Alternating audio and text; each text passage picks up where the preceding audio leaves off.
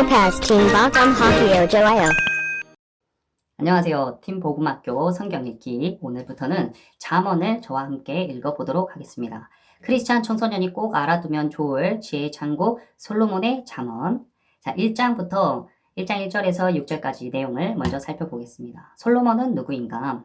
자, 열왕기 상에서 보면 이 솔로몬이 하나님께서 기득히 여기시고 너가 갖고 싶은 것이 무엇이냐? 내가 그걸 다 주겠다라고 이야기했는데 모든 사람들이 바랄 만한 부귀와 영광을 구한 것이 아니라 제 백성들을 잘 다스릴 수 있는 지혜를 주세요 라고 해서 하나님께서 그 솔로몬에게 너는 지혜와 총명뿐만 아니라 부귀와 영광까지도 내가 모두 주겠다 해서 모든 사람들이 부러워할 만한 그런 지혜와 부귀와 영광을 가진 그런 사람이었습니다.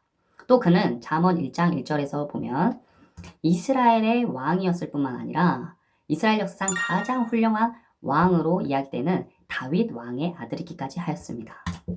참 부러운 사람이죠. 자, 이 솔로몬 왕이 기록해 놓은 지혜의 책이 잠언인데 물론 이 잠언에는 많은 기록자들이 있습니다.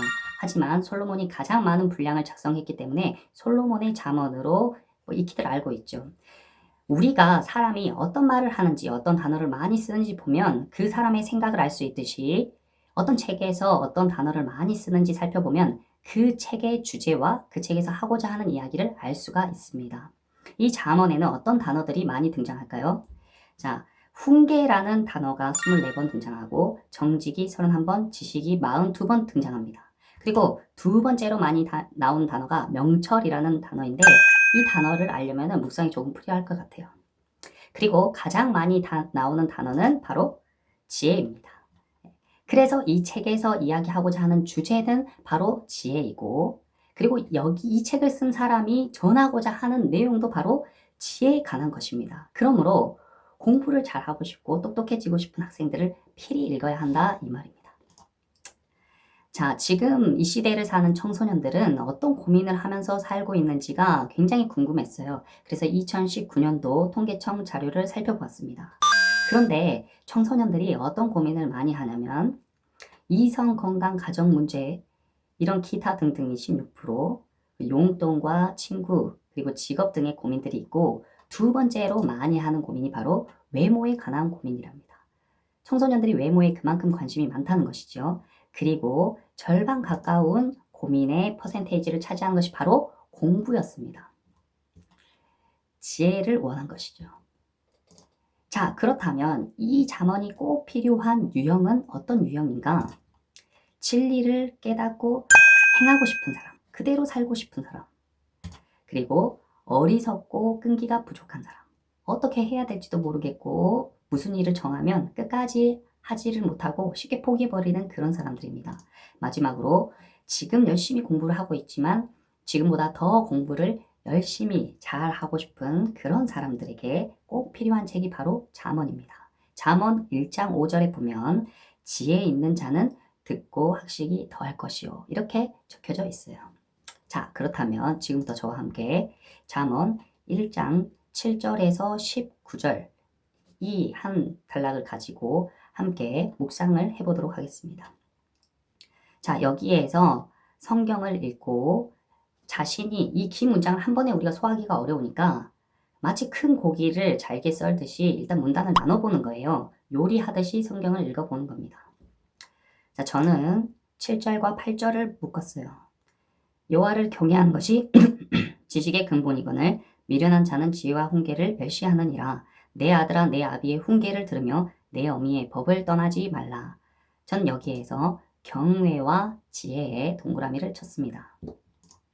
자, 이런 식으로 두 번째, 세 번째, 네 번째 문단에도 묶어보고 거기에서 눈에 확 들어오는 단어를 2개에서 3개 정도 동그라미를 쳐보시기 바랍니다. 자, 그렇다면 이제 여기에서 묵상이 조금 필요한 거예요.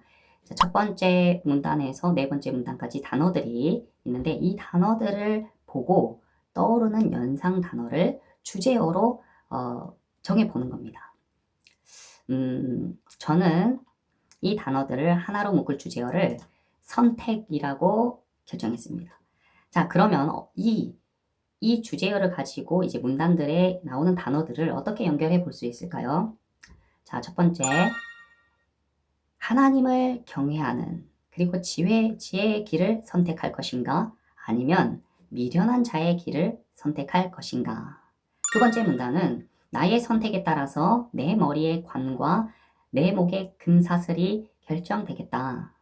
세 번째 문단은 내 발은 지금 어떤 선택을 향해서 달려가고 있는가? 그리고 마지막 나는 이익을 따라서 또 많은 사람들, 모든 사람들이 가고 있는 그런 길을 선택하고 있지는 않은가? 저는 이렇게 묵상해 보았습니다. 코가 왜 이렇게 뾰족하죠? 자, 그리고 여기까지 따라오신 분은 이제 아래에 질문에 한번 답해 보시기 바랍니다. 자유롭게 하는 거예요. 너무 정답을 찾지 마시고.